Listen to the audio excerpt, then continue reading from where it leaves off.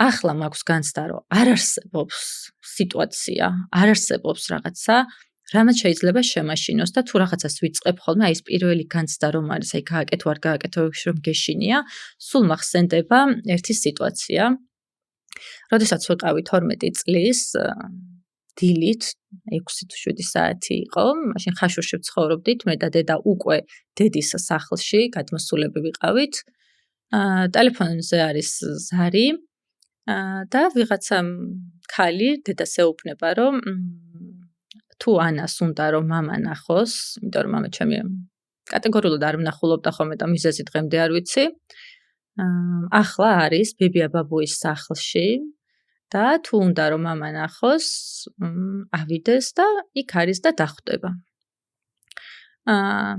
არ მახსოვს ზუსტად ასაკი სავარაუდოდ 12-13 წლის ვიყავი და მანამდე ჩემს მეხსიერებაში მამა ჩემი არ მყავდა ნანახი. და ძალიან რთული იყო ჩემთვის იმ გადაწყვეტილების მიღება და ეჩემ რომ მითხრა რომ წადი ანა ნახე, ვთქი არა რომ ვერ წავალ, არ შემიძლია.